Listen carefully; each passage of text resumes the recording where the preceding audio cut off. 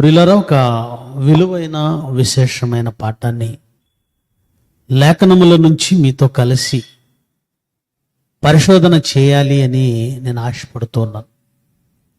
అదే ప్రభువు చేసిన ప్రార్థన, పౌలు చేసిన ప్రార్థన.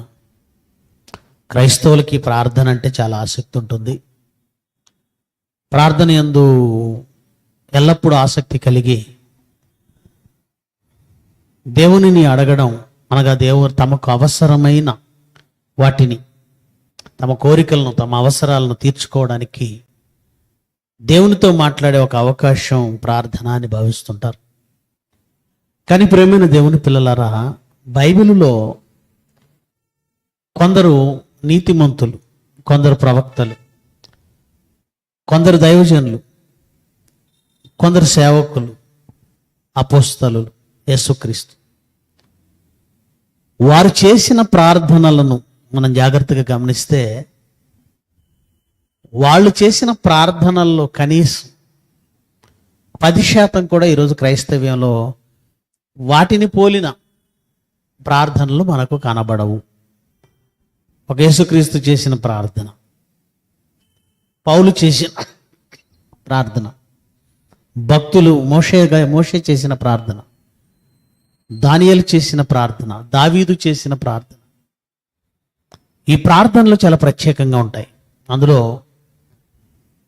ముఖ్యంగా ప్రభువు చేసిన ప్రార్థన, పౌలు చేసిన ప్రార్థన చాలా అవసరం.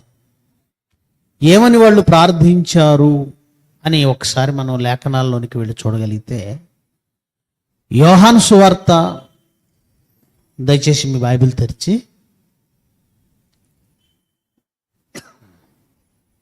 యోహాను సువార్త 17వ అధ్యాయం 21 ముఖ్యంగా 21 వచనం నుంచి చదువుదాం. 17వ అధ్యాయం యోహాను సువార్త 21 నుండి చదువుతున్నాం. తండ్రి, నాయందు నీవును, నీయందు నేనును ఉన్నలాగున. యేసుక్రీస్తుది తండ్రిది ఒక ప్రత్యేకమైన బంధం. ఆయన యందు ఈయన, ఈయన యందు ఆయన. ఇలాగ మన యందు నీవు నేను ఏకమై ఉన్నలాగున వారును మన యందు ఏకమై ఉండవలనని వారి కొరకు నేను మాత్రం ప్రార్థించటం లేదు. వారు మనలో నీవు నేను ఏకమైనట్లుగా ఉండాలని మాత్రం ప్రార్థించటం లేదు. వారి వాక్యము వలన అపోస్తలులకు నేను వాక్యం ఇచ్చాను. ఆ వాక్యము వలన నా యందు విశ్వాసం ఉంచు వారందరూ వారు ఏకమై ఉంటే చాలు. వారు ఏకమై ఉండాలి. వారి కొరకు ప్రార్థిస్తున్నాను. యేసుక్రీస్తు అభిష్టం, యేసుక్రీస్తు యందు విశ్వాసం ఉంచిన వారందరూ అపోస్తలుల వాక్యాన్ని బట్టే విశ్వసించారు. ఏమంటే అపోస్తలుల వాక్యం లేదంటే బైబిలులో చెప్పబడిన దేవుని మాట అనబడిన వాక్యమును బట్టి కాకుండా యేసు ప్రభువుని మేము నమ్మేమండి అని ఎవరు చెప్పగలరు? కొంతమంది వాక్యం లేకుండా ఏవో కారణాలతో నమ్ముతారు. ఆ నమ్మకం కాదు. వాక్యం లేకుండా ఏదో అవసరాల కొరకు, లేదంటే ఎవరో ఏదో చెప్పారనో, అద్భుతాలు జరిగాయను, అది అసలు విశ్వాసమే కాదు. కానీ మనమంతా వాక్యాన్ని బట్టి నమ్మాం. వాక్యాన్ని బట్టి క్రైస్తవులమయ్యాం. యేసుక్రీస్తు కోరిక ఏమిటంటే, ఆయన తన కోరికను, తన ఆశను ప్రార్థనలో తండ్రిని అడుగుతున్నాడు. ఏమని? తండ్రి, వారి వాక్యం వలన నా శిష్యులకు వాక్యం ఇచ్చానయ్యా, అపోస్తలులకి. వారి వాక్యము వలన నా యందు విశ్వాసం ఉంచిన వారందరూ ఒక్కటిగా ఉండాలి. ఇది ప్రార్థనగా చేశాడు. అంటే భవిష్యత్తులో దీని వలన, అంటే ఈ విషయంలో ఏదో సమస్య ఉంది, ఏదో సమస్య ఉంది కనుకనే ప్రార్థిస్తున్నాడు. అంటే మనుషులు దేవునితో కలుస్తారు కానీ వారు కలిసి ఉండరా? వారు యేసుక్రీస్తుతో కలుస్తానంటారు, దేవుడితో కలుస్తానంటారు, కానీ ఎవరితో కలిసి ఉండరు. ప్రాబ్లం దేవుడితో లేదు, మనకి ఎవరితో ఉంది? మనుషులతోనే ఉంది, సహోదరులతోనే ఉంది. ఇక్కడ కావలసింది దేవునితో కలవడం కాదు. అదే అన్నాడు, నీవు నేను ఏకమై ఉన్నాను, మనతో ఏకమై ఉండాలని నేను ఏమడగటం లేదు. ఎందుకంటే వాళ్ళు మనతో కలుస్తారు, ఏకమవుతారు, మనల్ని విపరీతంగా ప్రేమిస్తారు. దాని గురించి నేను ప్రార్థించటం లేదు. కానీ ఇక్కడ వాళ్ళకి కావాల్సింది ఏంటంటే మనల్ని ప్రేమించడం కాదు, వారి సహోదరులను ప్రేమించాలి. నా యందు విశ్వాసం ఉంచు వారు అందరూ ఏమై ఉండాలి? ఏకమై ఉండాలి. ఇకపోతే పౌలు గారి ప్రార్థనను కూడా మనం జాగ్రత్తగా పరిశీలించేద్దాం. ఎఫెసీ పత్రిక, యేసుక్రీస్తు చేసిన ప్రార్థనపై చాలామందికి అవగాహన ఉంది, కానీ పౌలు కూడా మన గురించి ప్రార్థన చేస్తున్నాడంటే చాలాసార్లు చెప్పాను మీకు. మొదటి దశలోని పత్రిక మీకు వివరిస్తూ ఆదివారం, అది కూడా ప్రార్థనే. తండ్రి అయిన దేవునికి తెస్సలోనికి పట్టణం గురించి కృతజ్ఞతాస్తుతులు చెల్లిస్తూ ప్రార్థిస్తాడు, అది మీకు వివరించాను. ఇప్పుడు ఎఫెసీ పట్టణానికి కూడా ఉత్తరం రాస్తూ ప్రార్థన చేస్తున్నాడట పౌలు. ఏమని ప్రార్థన చేస్తున్నాడో ఒకసారి చూడండి. 3వ అధ్యాయము, ఎఫెసీ పత్రిక 3వ అధ్యాయము మొదట 20వ వచనం నుంచి చదువుదాం. మొదట 20-21, 3వ అధ్యాయము 20-21 వచనాలు. ఎఫెసీ పత్రిక 3వ అధ్యాయం 20-21. మనలో కార్యసాధకమైన తన శక్తి చొప్పున మనము అడుగు వాటన్నింటికంటే, ఊహించు వాటన్నింటికంటే అత్యధికముగా చేయు శక్తి గల దేవునికి క్రీస్తు యేసు మూలముగా సంఘములో తరతరములు సదాకాలము మహిమ కలుగునుగాక, ఆమెన్ అన్నాడు. ఈ మాట చాలామంది చాలాసార్లు చదివి ఉంటారు. ఏమంటున్నాడు అక్కడ అంటే, ఏమంటున్నాడు? మనలో కార్యసాధకమైన తన శక్తి చొప్పున మనము అడుగు వాటన్నింటికంటే, ఊహించు వాటన్నింటికంటే అత్యధికముగా చేయ శక్తి గల దేవుడు అన్నాడు. మనం అడుగు వాటన్నింటికంటే, ఊహించు వాటన్నింటికంటే అత్యధికం చేసే శక్తి దేవుడికి ఉందా? బైబిల్లో కొన్ని ఇలాంటి పదాలు మనకి చాలా ఇష్టం అండి. ఎందుకంటే అడుగు వాటి అన్నింటికంటే, ఊహించు వాటి అన్నింటికంటే అత్యధికంగా చేస్తాడు అంటే దాని అర్థం ఏంటి? మనం 1,00,000 రూపాయలు అడిగితే దేవుడు 10 లక్షలు ఇస్తాడు. మనం 1 ఇల్లు అడిగితే దేవుడు 2 ఇళ్ళు ఇస్తాడు. మనం 1 పొలం అడిగితే దేవుడు 2 పొలాలు ఇస్తాడు. ఇదా దాని అర్థం? మనం అడుగు వాటన్నింటికంటే, ఊహించు వాటన్నింటికంటే అత్యధికంగా చేయ శక్తి గల దేవుడు అనగానే దీనిని పదే పదే పదే పదే ప్రజలకు చెప్పి వాళ్ళని ఎలాగోలా సంఘానికి రప్పించడానికి చాలామంది సేవకులు ట్రై చేస్తుంటారు.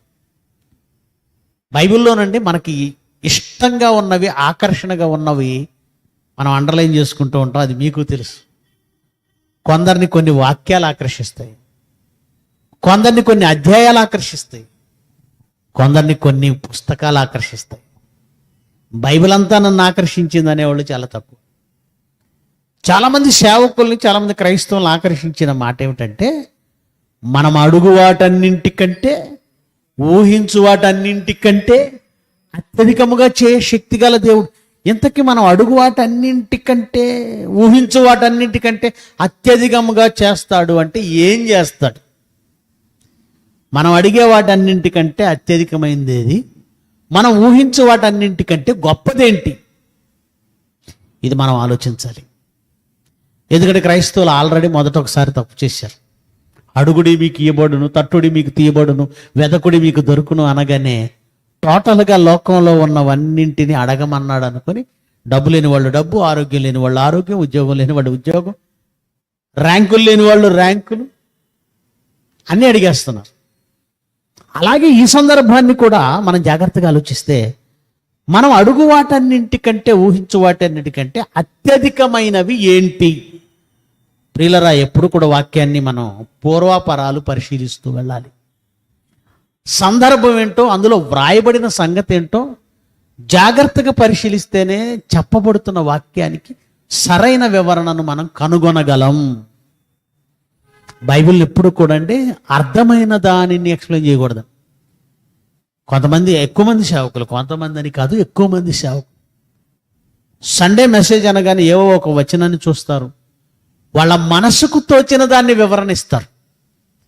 పైగా దేవుడు నాకు ఇది బయలుపరిచాడని, ఈ వచనాన్ని చూపించాడని, దేవుడు నాకు ఇది చెప్పమన్నాడని పచ్చి భయంకరమైన ఒక అబద్ధాన్ని ఆడతాడు. ఎప్పుడు వాక్యాన్ని మనసుకు తోచిందో నీకు అర్థమైందో చెప్పేయకూడదు. దేవుడు ఆ కోణంలో మాట్లాడుతున్నాడా లేదా పదే పదే ఆలోచించకపోతే చాలా పెద్ద శిక్ష ఉంటుంది.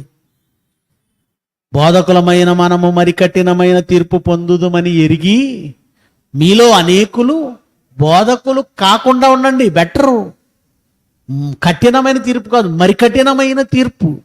గనుక ఏ విషయంలోనైనా, ఏ విషయాన్ని డీల్ చేయటంలోనైనా పొరపాటు జరిగినా పర్వాలేదు, కానీ వాక్యాన్ని వివరించే ముందు మాత్రం చాలా జాగ్రత్తగా ఒళ్ళు దగ్గర పెట్టుకోవాలి. ఆయన అనుకున్నది అదో కాదో 100 సార్లు చూడు, అప్పుడే చెప్పు. చాలామంది ప్రసంగం ఏదో కొత్తగా చెప్పాలనుకుంటారు, చాలా పెద్ద తప్పండి ఇది. దేవుని వాక్యం ఎవరు చెప్పినా ఒకటే. మనకు ఇది ఒక జబ్బు ఉందలేండి.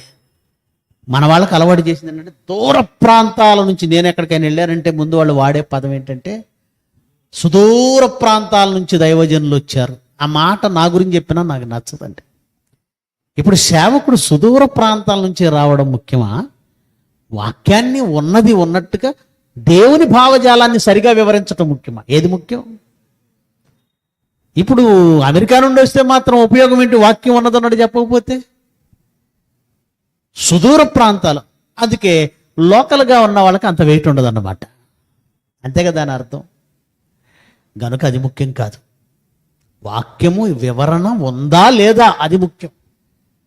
అంతే తప్ప సుదూర ప్రాంతాల నుంచి వచ్చాడా, దేశ విదేశాలు తిరిగాడా, లేదంటే టీవీ వర్తమానికుల టీవీ పరిచర్య ఉందా, ఇవన్నీ ఎక్స్ట్రా క్వాలిఫికేషన్స్ చాలామందికి. అది కాదు క్వాలిఫికేషన్.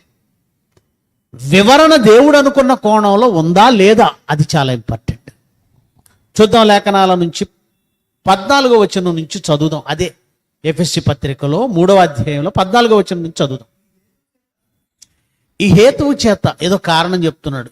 ఆ కారణం చేత పరలోకమందును భూమి మీదను ఉన్న ప్రతి కుటుంబము ఏ తండ్రిని బట్టి కుటుంబం అని పిలువబడుచున్నదో, భూమి మీద ఉన్న ప్రతి కుటుంబము ఏ తండ్రిని బట్టి కుటుంబం అని పిలువబడుచున్నదో ఆ తండ్రి ఎదుట నేను మోకాళ్ళుని ప్రార్థిస్తున్నాడు.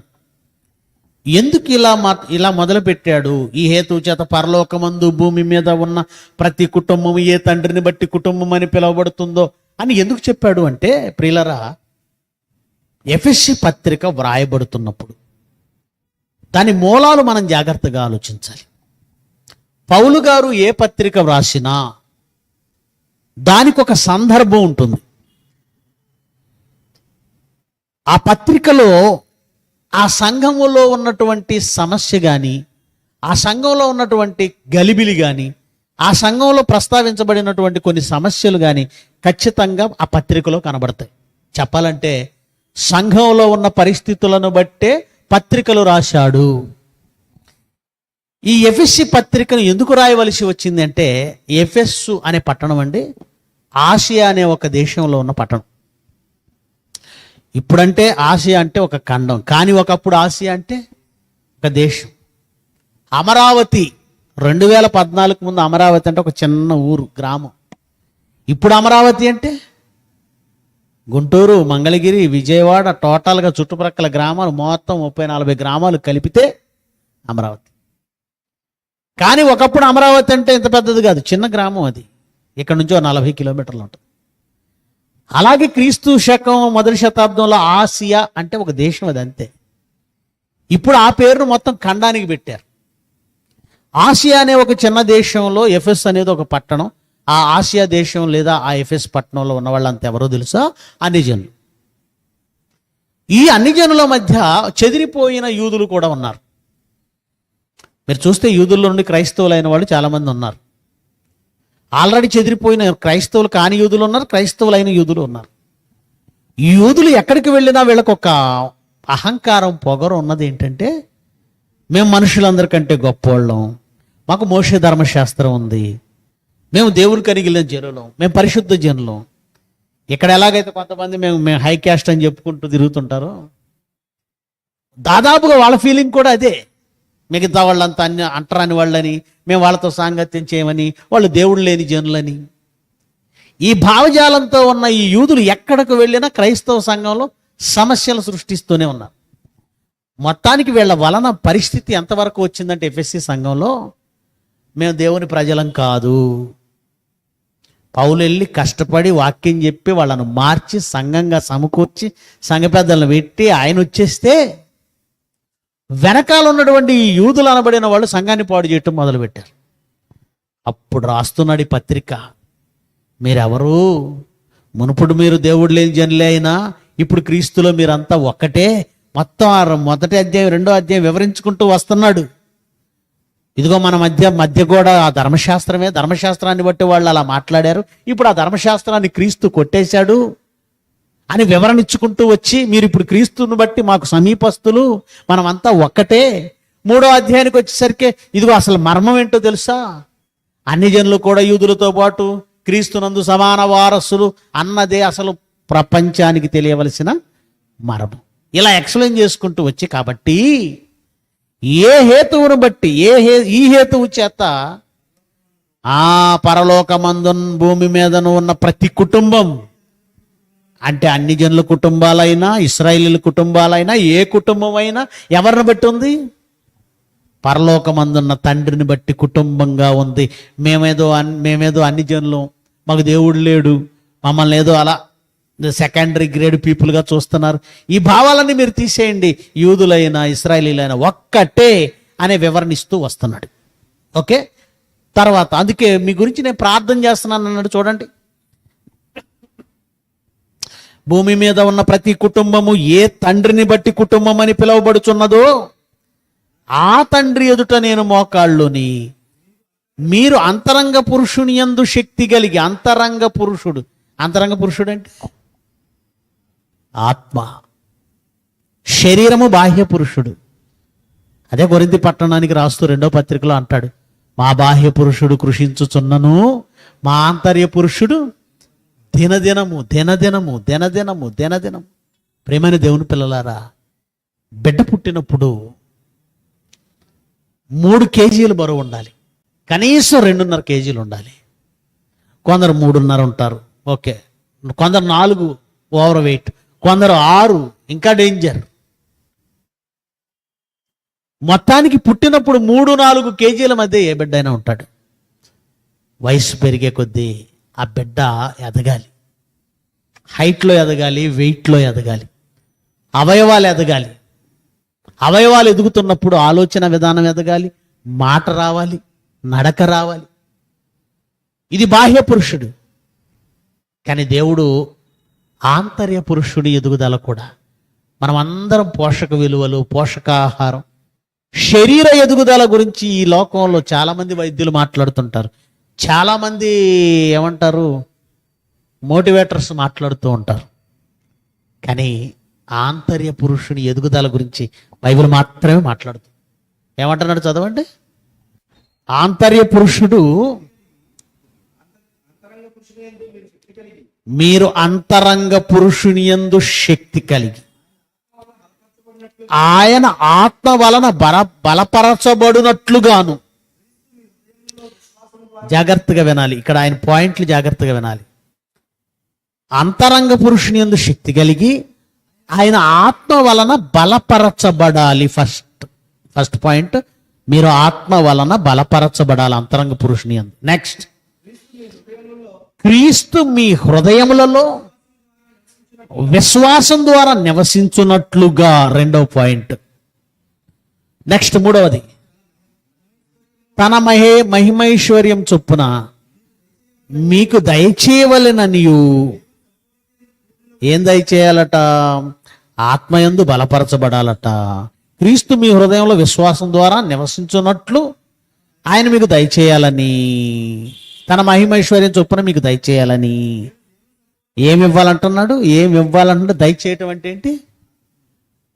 ఉద్యోగాలు ఇవ్వమని ప్రార్థించలేదు. సేవకుడిని మా ఉద్యోగం కొరకు ప్రార్థన చేయండి అనకూడదు. చాలామంది క్రైస్తవులకు తెలియంది.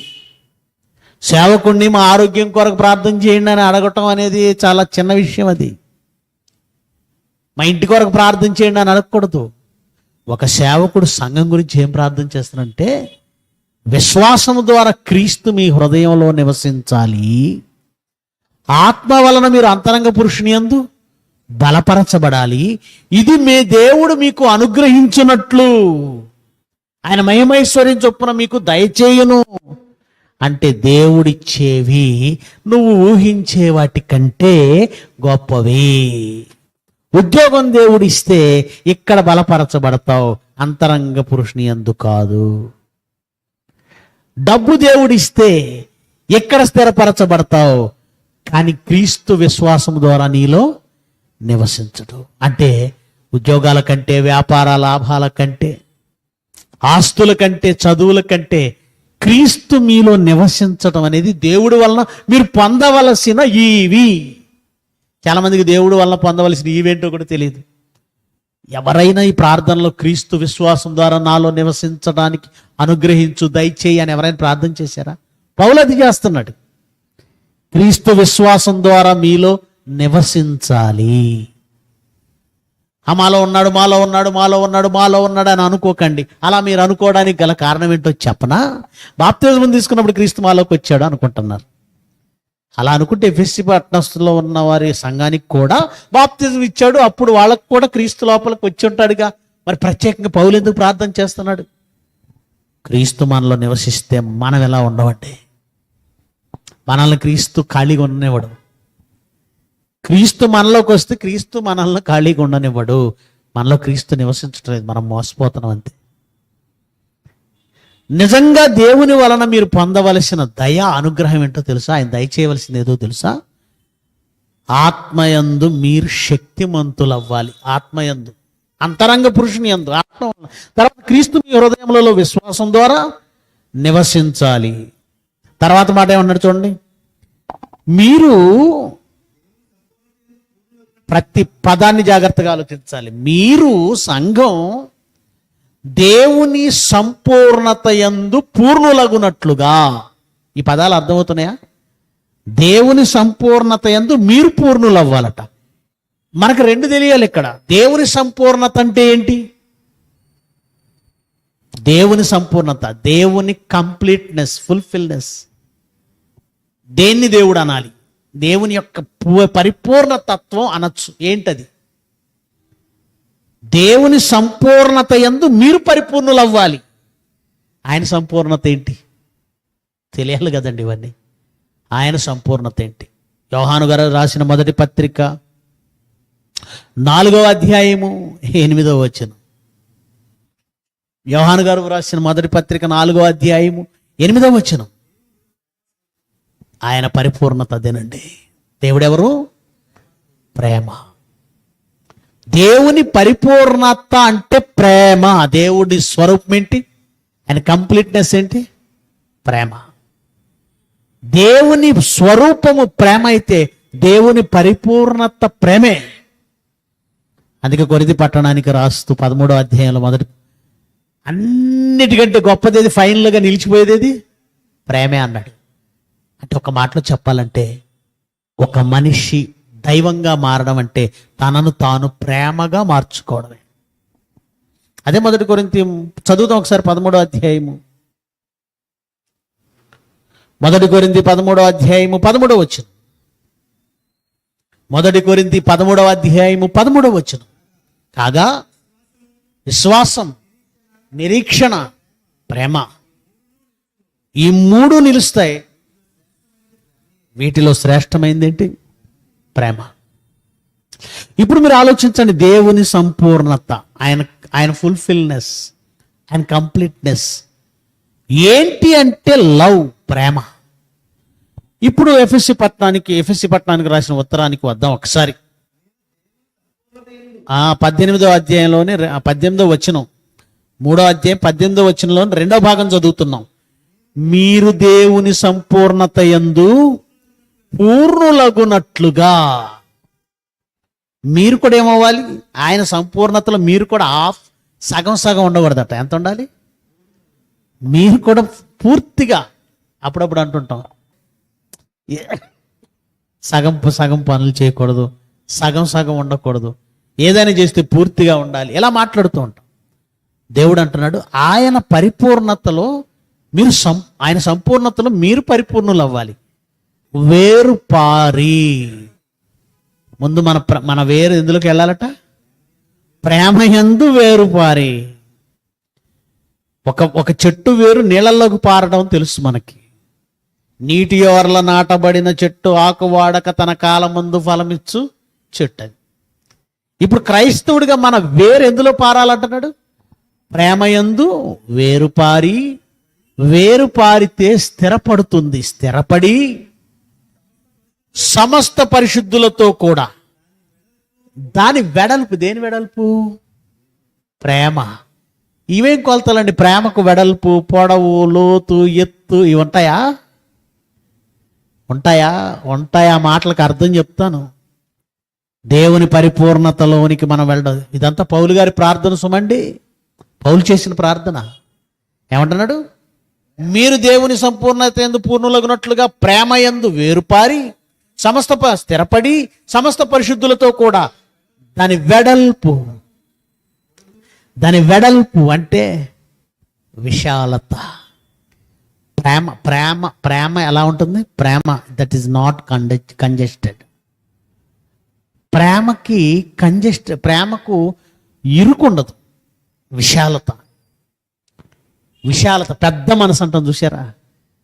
ప్రేమ వెడల్పైనది. వెడల్పు అంటే విశాలమైనది, బ్రాడ్.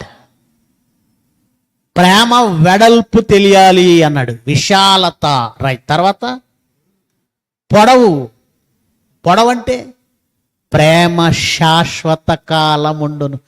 పొడవు, ఏ పొడవు? ఎంత పొడవు? గది పొడవా లేదంటే స్థలం పొడవా? నో, జీవితపు పొడవు, జీవితకాలం అంత పొడవు.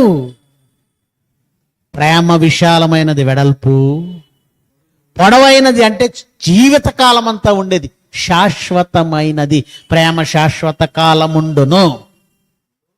లోతు, డీప్ లవ్. ఆ అబ్బాయి డీప్ లవ్ లో ఉన్నాడండి. డీప్ లవ్ లో కాదు, అక్కడెక్కడ ఉన్నాడు, బురదలో మునిగాడు. అది డీప్ లవ్ కాదు, పిచ్చది. ప్రేమ డీప్, లోతైనది.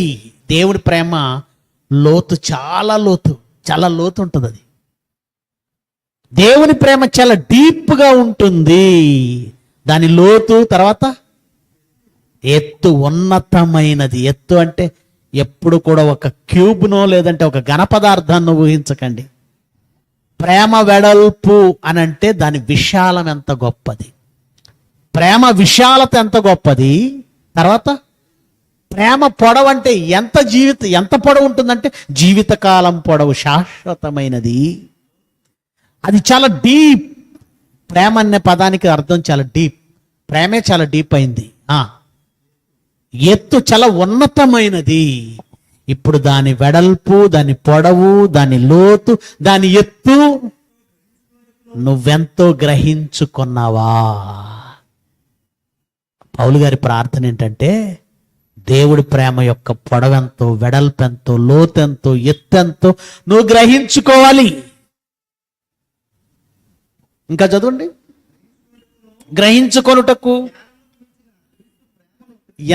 ఎంత గొప్పదంటే ఇది జ్ఞానమునకు మించిన క్రీస్తు ప్రేమను తెలుసుకొనుటకు తగిన శక్తి గలవారు కావాలనని ప్రార్థించుచున్నాను. ఇది పౌలు ప్రార్థన. మీరు ఆత్మయందు స్థిరపడాలి, బలము పొందాలి. విశ్వాసం ద్వారా క్రీస్తు మీ హృదయంలో నివసించాలి. మీరు దేవుని సంపూర్ణత యందు పరిపూర్ణులవ్వాలి. ప్రేమయందు వేరుపారి స్థిరపడి దాని వెడల్పు, దాని పొడవు, దాని లోతు, దాని ఎత్తు. ఏమండి, మనుషులకు దేవుడు ఇవ్వవలసిన అసలు సిసలైన ఈవులు ఇవి. అందుకే నెక్స్ట్ వాక్యం ఏమన్నాడు చూడండి. మనలో కార్యసాధకమగు తన శక్తి చొప్పున మనమడుగు వాటన్నింటికంటే, ఊహించు వాటన్నింటికంటే మనం అడిగేది బంగారం, మనం అడిగేది ఉద్యోగం, మనం అడిగేది ఇల్లు, మనం అడిగేది పిల్లల పెళ్ళి, మనం అడిగేది ఆరోగ్యం. వీటన్నింటికంటే గొప్పది ప్రేమ, క్రీస్తు ప్రేమ. దాని పొడవు, వెడల్పు, ఎత్తు, లోతులు నువ్వు గ్రహించి దానిలో పరిపూర్ణుడవ్వడం. ఇది ప్రార్థించాలండి. ఈ ప్రపంచంలో నాకు తెలిసి ఈ ప్రార్థన ఎవరు చేయలేదండి. ఈ ప్రార్థన ఎవరైనా చేశారా? తండ్రి, నా అంతరంగ పురుషుని యందు నేను ఆత్మచేత బలపరచబడాలి. ఏమండి, ఈ పదాలు నేను వాడి ప్రార్థించానండి అన్నవాళ్ళు నిజాయితీగా గుండె మీద చేసుకొని చేయొద్దండి.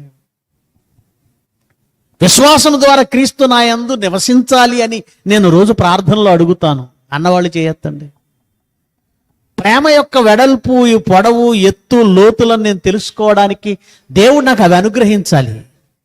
ఆ జ్ఞానం అనుగ్రహించాలి, అది అనుగ్రహించాలి. పౌలు చేసిన ప్రార్థన సంఘానికి ఇవి రావాలండి. ఎందుకు సంఘానికి ఇవి రావాలని ప్రార్థన చేస్తున్నాడు తెలుసా? నిజం చెప్పాలంటే ఇవి రాని వాడు పరలోకం కూడా వెళ్ళలేడు. మనం పరలోకం వెళ్ళాలి అంటే ప్రేమ యొక్క వెడల్పు, పొడవు, ఎత్తు, లోతులు ఎరిగిన వారమై ఉండాలి. నిజంగా మనము ప్రేమ యొక్క వెడల్పు, విశాలత, ప్రేమ విశాలత, ఆ బ్రాడ్నెస్ నిజంగా తెలిసిన వాళ్ళమేనా? తెలిస్తే మన ప్రవర్తనలో కనబడుతుంది. ప్రేమ యొక్క లోతు ఎరిగిన వాళ్ళమేనా? అది ఎంత డీప్గా ఉంటుందో తెలుసా? ప్రేమ డీప్నెస్ తెలుసా? తెలిస్తే మన జీవితాలు వేరుగా ఉంటాయి. ప్రేమ యొక్క పొడవు ఎంత ఉంటుందో తెలుసా? ప్రేమ ఎంత ఉన్నతమైన, దాని ఎత్తేంటో తెలుసా? ఎవరెస్ట్ కంటే గొప్పది. అది మనం అర్థం చేసుకోవడానికి ప్రేమ యొక్క పొడవు, వెడల్పులు, ఎత్తులు, లోతులు అర్థం చేసుకోవడం ప్రయత్నిద్దాం. అవి అర్థం చేసుకునే శక్తి మాకు రావాలని పౌలు ప్రార్థన చేస్తున్నాడు. అది పౌలు ప్రార్థన. ఈరోజు కొంచెం ప్రయత్నం చేద్దాం. ఒక చిన్న సిచ్యువేషన్ చెప్తాను. అది పరిపూర్ణమైన లోతును చూపించదు, కానీ ముందు మనకంటే ఒక గొప్ప స్థితిని మాత్రం చెప్తుంది. మనలో ఉన్న ప్రేమ కంటే చాలా గొప్పది.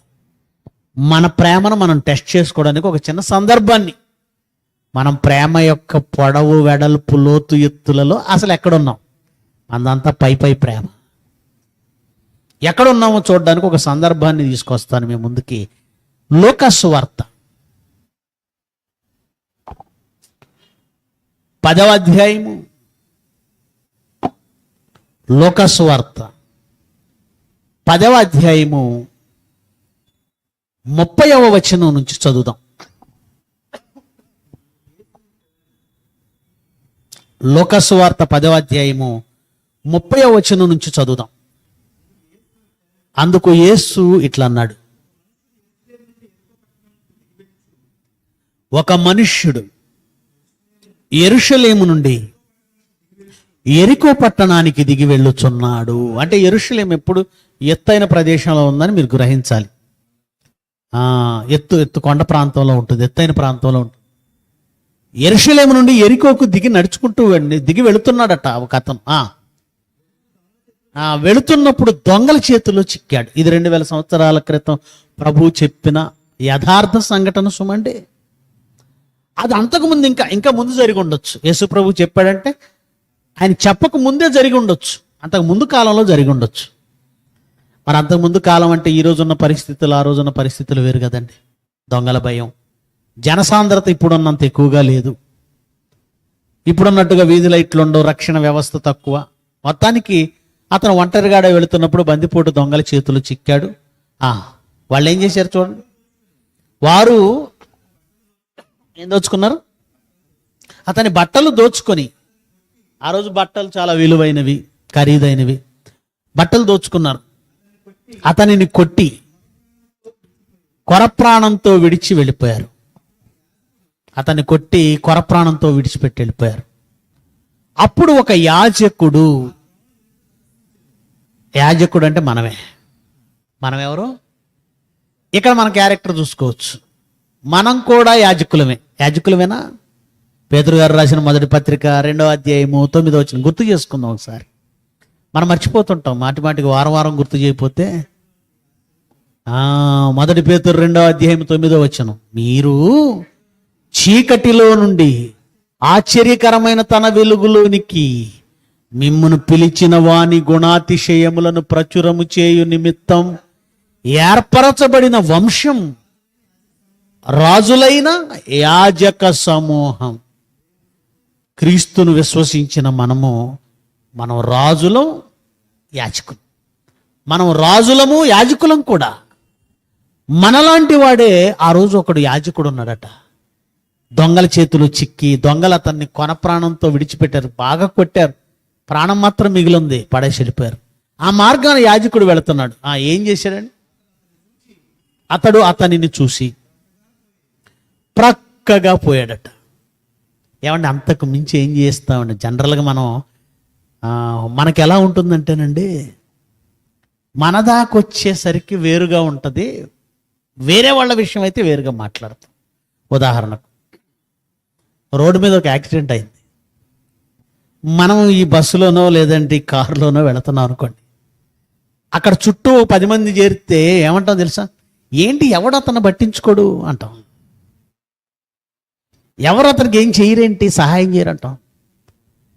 నువ్వు ఇక్కడ నుంచి దిగకుండా ఎవరినో అంటున్నావు. అర్థమైందా? ముందు నువ్వు దిగావా? నువ్వు ఆగావా?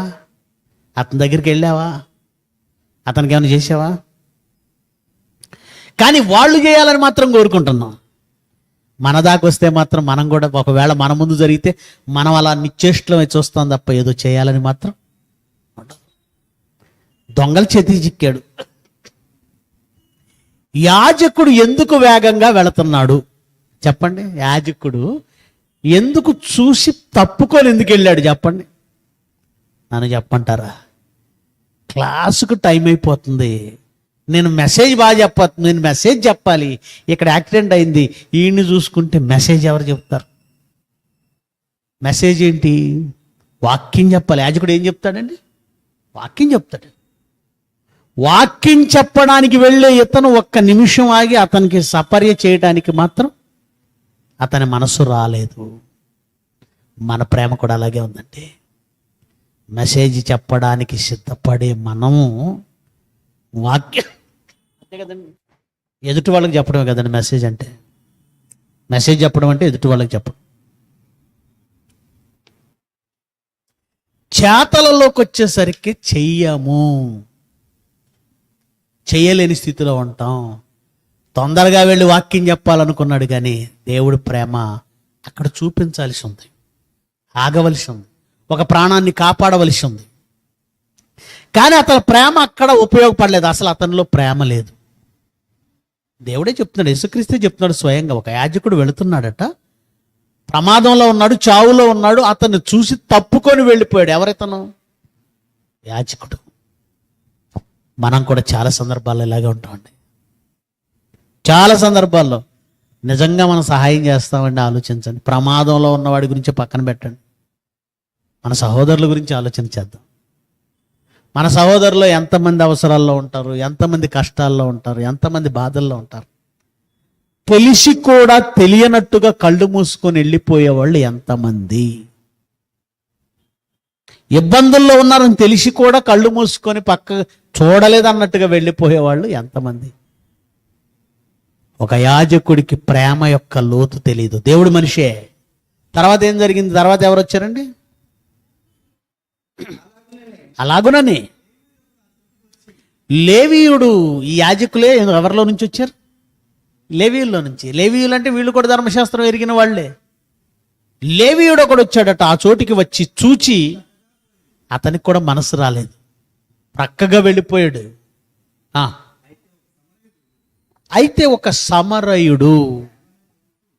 సమరయుడు అనగానేనండి, ఆ రోజుల్లో అశ్షూరు రాజు కాలంలో మిశ్రమ జనాన్ని తీసుకొచ్చి ఆ షోమ్రోన్ పట్టణంలో ఆ రాజు పెట్టడం వలన అక్కడున్న వాళ్ళంతా వాళ్ళల్లో వాళ్ళు వివాహాలు చేసుకొని అపవిత్రమయ్యారు ధర్మశాస్త్ర ప్రకారం. మిశ్రిత జనం. అప్పటి నుండి వాళ్ళని సమరయులు అని పిలవడం. అంటే సమరయులు అంటే అంటరాని వాళ్ళు, సమరయులు అంటే మిశ్రమ జనం, సమరయులు అంటే దేవునికి ఉపయోగపడని వాళ్ళు, శత్రువులు, అలా చూడడం మొదలుపెట్టారు అంటరాని వాళ్ళుగా. ఈ అంటరాని వాడి అంటే ఎవరైతే సమరయులు అంటరాని వాళ్ళు అనుకుంటున్నారో వాడు వస్తున్నాడట, ఆ సమరయుడు వస్తున్నాడట.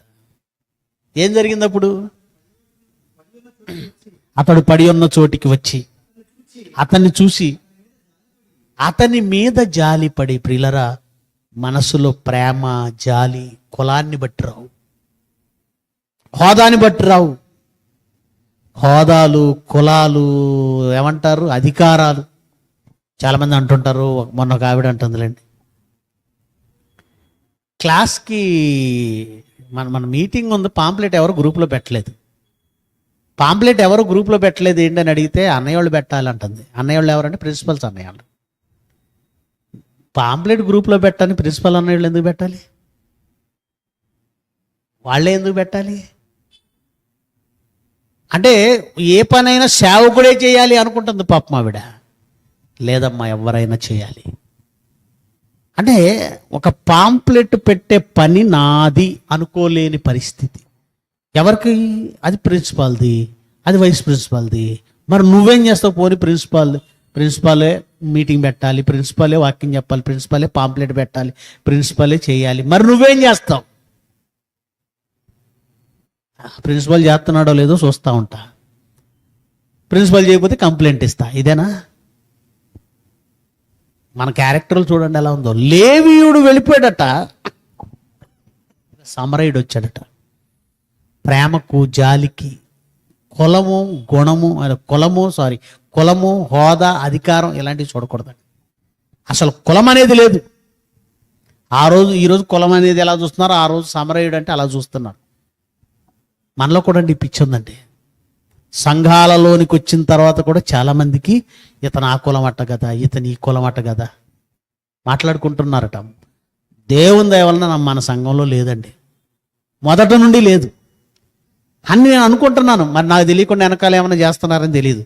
ఒకవేళ మన వెనకాల తెలియకుండా మన వాళ్ళలో కులాల గురించి మాట్లాడుకుంటున్నారు అని ఏమైనా మీకు తెలిస్తే నాకు చెప్పండి, వాళ్ళని సంఘం నుంచి సాగనంపేస్తా నిర్దాక్షిణ్యంగా. ఆ ప్రస్తావన పలానా వాళ్ళ దగ్గర వచ్చిందని చెప్పండి, వాడు రానివను, వాడే కొరుకుడు పుండు, చేదైన వేరు, వెంటనే పీక్ అయిపోతే మొత్తం ఏమైపోద్ది? పాడైపోద్ది. గనుక దేవుని పిల్లలుగా ఉన్న వాళ్లకు కూడా ఇవే. ఏదేమైనా ఎన్నిక లేని వాడొకడు, వాడిలో ఉన్న ఆలోచన చూడండి. ఏం చేశాడు చూడండి. అతని మీద జాలిపడి దగ్గరకు పోయి నూనె, ద్రాక్ష రసము పోసి అతని గాయములు కట్టి, జాగ్రత్తగా వినాలి, అతను ఎంత లోతుకు దిగుతున్నాడో చూద్దాం. మనం వెళతాం కొన్నిసార్లు సహాయం చేయడానికి. ఆ పడిపోయిన చూసి ఫోన్ తీసి 108, ఎంతకు మించి ముందుకెళితే ఒట్టు. 108 వచ్చిందా, వచ్చేంత వరకు ఉండి వాళ్ళు దిగి చూసేంత వరకు చూసి వెళ్ళిపోతాం. ఆ ఖాళీ కూడా లేని వాళ్ళు కొంతమంది ఉన్నారు, వెళ్ళిపోతారు. కనీసం కొంతమంది ఆగి 108 ఫోన్ చేస్తారు. ఇంతేనా? ఇంతకు మించి మనం ఏమైనా చేస్తామా? ఆ 108 వాహనాలు అతనితో పాటు ఎక్కి కూర్చొని అక్కడ దాకా వెళ్ళి, మరి వాడి దగ్గర డబ్బులు ఉన్నాయో లేదో తెలియదు, నా డబ్బులు తీసి కొంచెం ఖర్చు పెట్టి ఆ మనిషి ప్రాణం నిలబడేంత వరకు ఉండి చూసుకొని వెళదాం అన్న మనసు ఎంతమందికి ఉంటుంది? మనలో ఎంతమందికి ఉంటుందండి? అతని ఆలోచన చూస్తే నాకు చాలా ఆశ్చర్యం అనిపించింది. జనరల్గా అలాంటి వాళ్ళు ఎవరైనా కనపడితే 108 వాహనం లేదనుకో అప్పుడు ఏం చేసేవాళ్ళు తెలుసండి? వాడిని లేపి, కొన ఊపిరితో ఉన్నాడు కదా, నీళ్లు తాగిచ్చావు, ముఖాన్ని నీళ్లు కొట్టావు, మీదే ఊరు, ఎక్కడి నుంచి వచ్చావు, ఇది మాది ఎరుకో అనగానే 2-3 చేతులు పట్టించి కాస్త గాడిద మీద కూర్చోబెట్టి మీ ఇల్లు ఎక్కడ చూసి నా ఇంటి దగ్గర దించి చేతులు దులుపుకొని వచ్చేస్తాం. జనరల్గా మనం చేసేది ఏంటి చెప్పండి? వాడి ఇల్లు ఎక్కడో కనిపెట్టి వాళ్ళ ఇంట్లో చేర్చి వస్తాం. కానీ ఇతను ఆ పని చేయలేదు. ఎందుకంటే ఇంటికెళ్ళేలోపు మరణిస్తాడేమో. వెంటనే తన దగ్గర ఉన్న నూనె అన్నాడు. అంటే నూనె తీసుకెళ్తున్నాడంటే అతను ఏదో పని మీద వెళ్తున్నాడు. వాస్తవానికి కొంచెం దూరమే వెళ్తున్నాడు. ఎందుకంటే నూనె, ఆహార పదార్థాలు ఎప్పుడు తీసుకెళ్తారు? ప్రయాణం చేసేటప్పుడు, ఎక్కువ ప్రయాణం ఉన్నప్పుడు. తన దగ్గర ఉన్నటువంటి నూనెతో ద్రాక్షారసము పోసి, ఆ నూనెలో ఔషధం ఉంది, ద్రాక్షారసంలో. ఆ రోజు ఆలివ్ ఆయిల్ కదా వాడేవాళ్ళు, ఒలివ నూనె, మంచి ఔషధం అది. ద్రాక్షారసం అది ఔషధమే. తిమోతి, నీ కడుపు జబ్బు నిమిత్తము కొంచెముగా ద్రాక్షారసము తీసుకో అన్నాడంటే ద్రాక్షారసంలో కూడా ఏముంది? ఔషధం.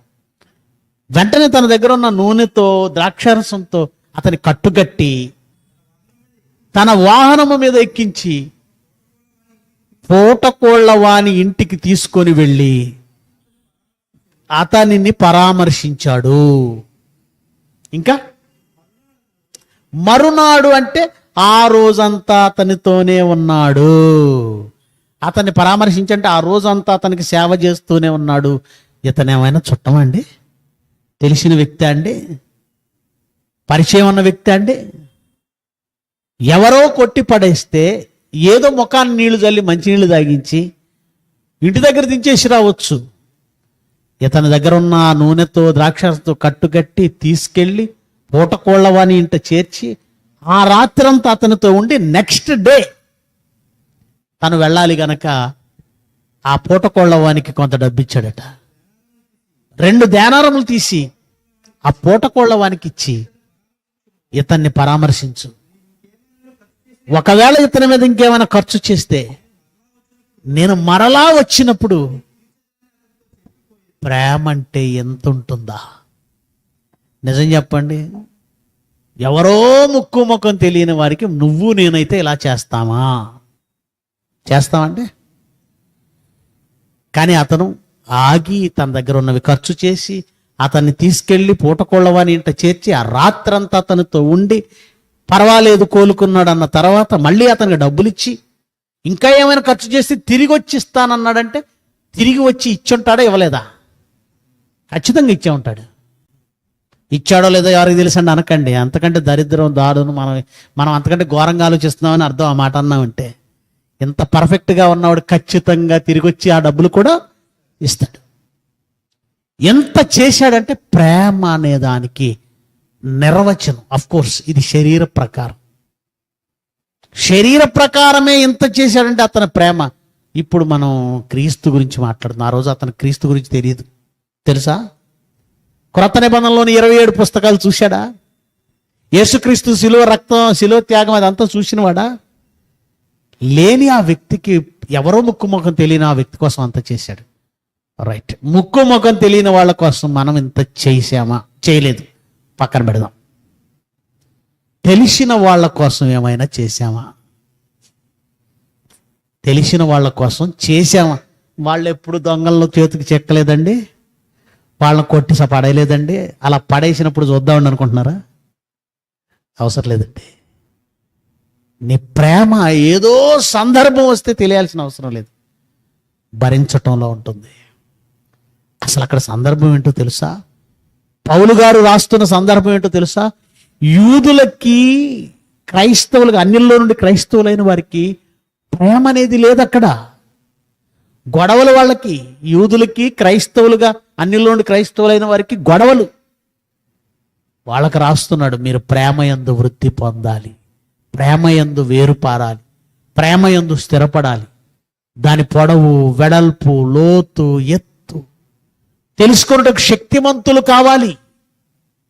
ఆ ప్రేమ ఎత్తేంటో తెలుసండి. తన దగ్గర ఉన్నది ఖర్చు పెట్టడం, అతనితో ఆ రాత్రి అంతా ఉండడం, అతని తర్వాత అతని కోసం డబ్బులు ఇవ్వడం, తిరిగి వచ్చి అతనికి డబ్బులు ఇవ్వటం, అతని ప్రాణం నిలబెట్టడం.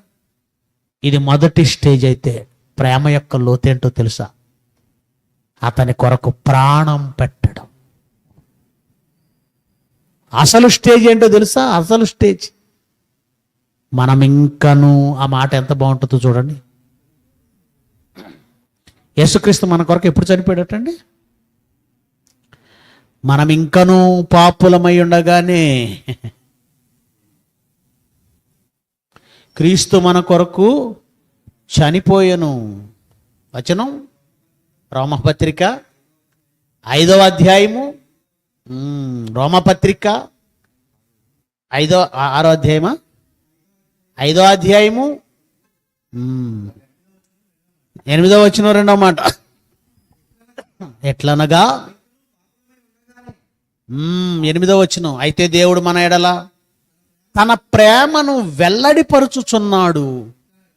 ఏమండి, పైనుంచి చూద్దామండి, 6వ వచనం నుంచి చదువుదాం. 6వ వచనం నుంచి చదువుదాం. ఎలా అనగా మనము ఇంకా బలహీనులమై ఉండగా, మనం ఇంకా బలహీనులుగానే ఉన్నాం. ఇంకా బలహీనులుగానే ఉన్నాం. బలహీనత అంటే వాళ్ళు నన్ను పిలవలేదు, నేను ఎందుకు పిలవాలి? వాళ్ళు నాకు చెప్పలేదు, నేను ఎందుకు చెప్పాలి? వాళ్ళు నాకు ఇవ్వలేదు, నేను ఎందుకు ఇవ్వాలి? క్రైస్తవులు ఇంకా ఇక్కడే ఉన్నారండి. మన చర్చిలో ఉండి, మంగళగిరి చర్చిలో 2 సహోదరులు ఉండేవాళ్ళండి. ఒకరోజు అంటే ఒక కొన్ని వారాల నుంచి ఒక ఆవిడ రావడం మానేసిందండి.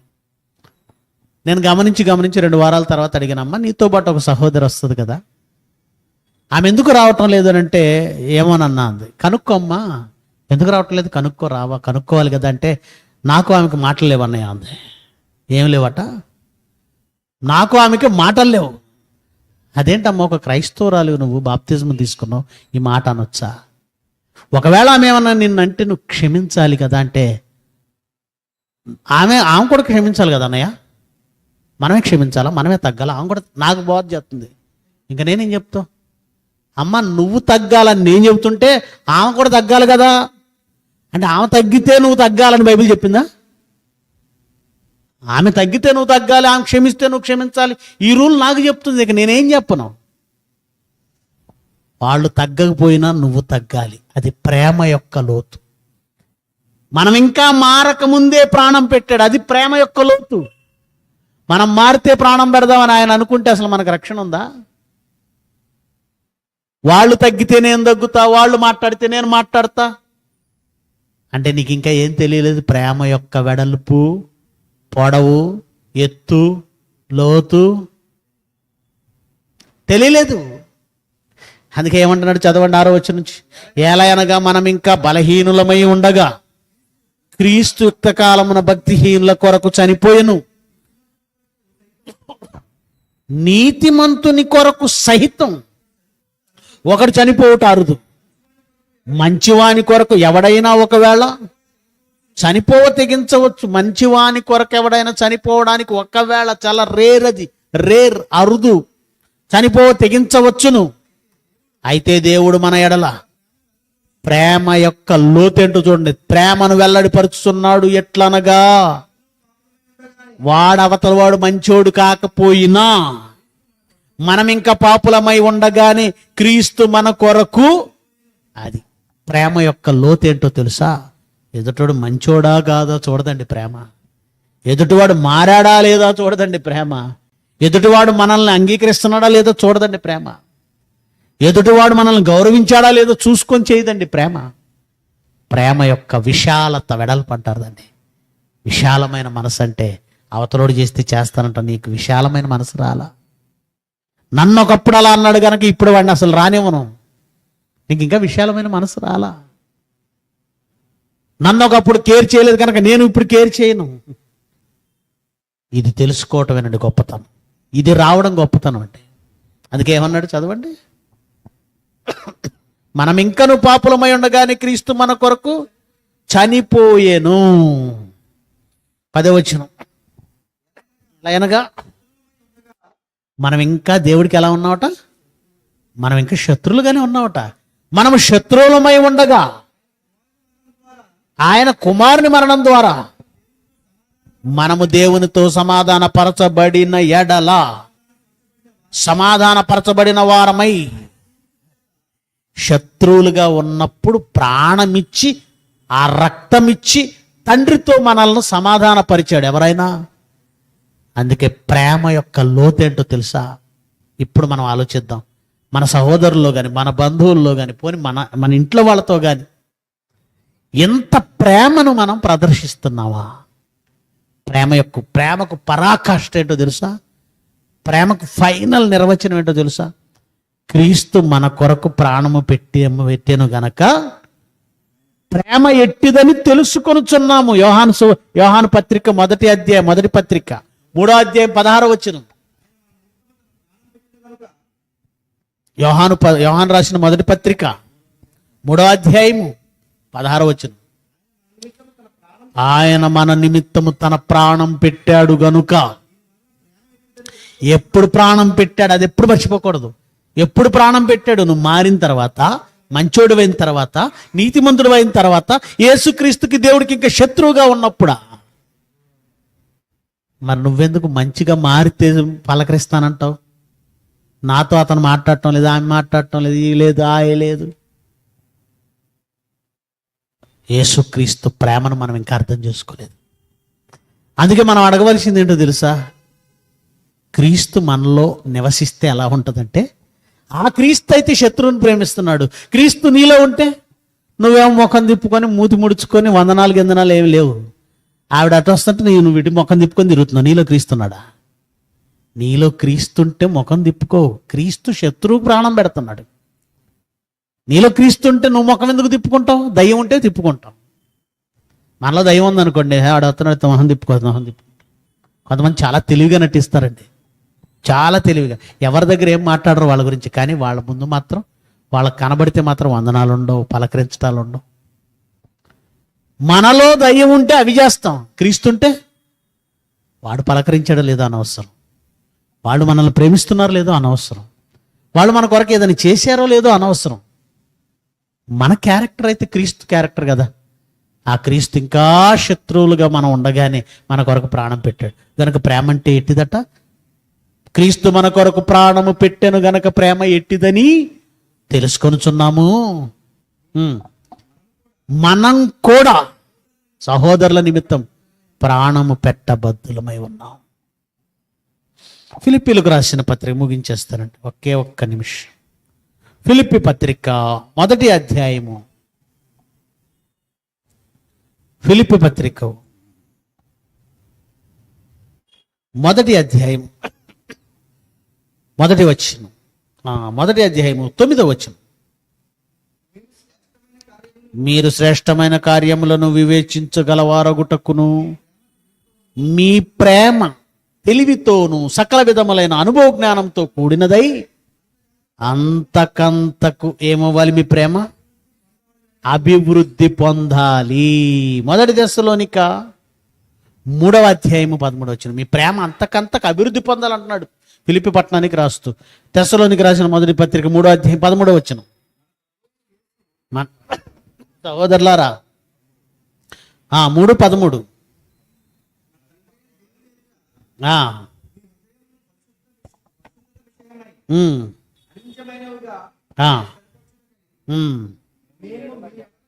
మేము మీ ఎడల ఎలాగూ ప్రేమలో అభివృద్ధి పొంది, మనం ఎందులో వర్ధిల్లాలట? ఆస్తిలో కాదు వర్ధిల్లాల్సింది. ప్రేమ అడుగు వాటన్నిటికంటే, ఊహించు వాటన్నిటికంటే గొప్పదేంటో తెలుసా? మనం ప్రేమగా మారడం.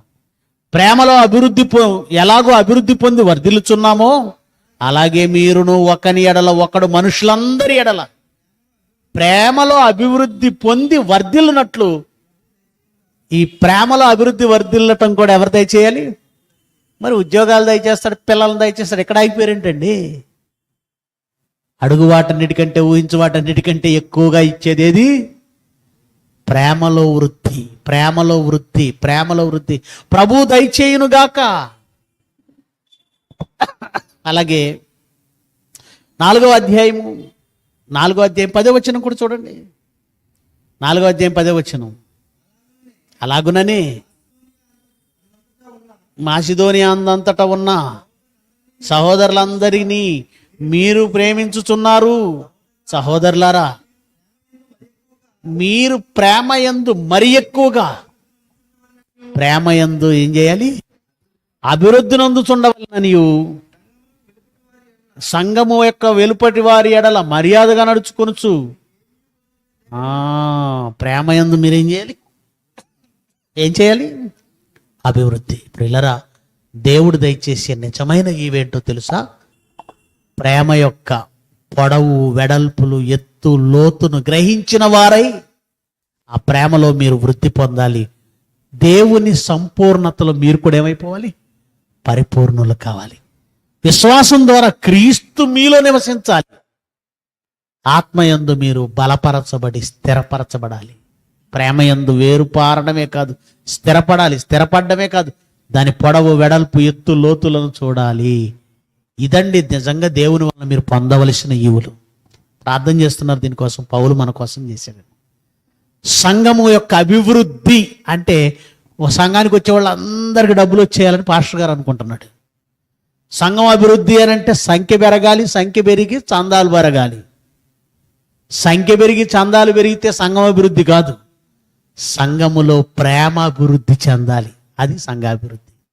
ఓకే, గనుక యేసు చేసిన ప్రార్థన, వారి వాక్యము వలన నా యందు విశ్వాసం ఉంచిన వారందరూ, ఆ ప్రేమే మనుషులందరిని ఏం చేస్తుంది? ఏకం చేస్తుంది.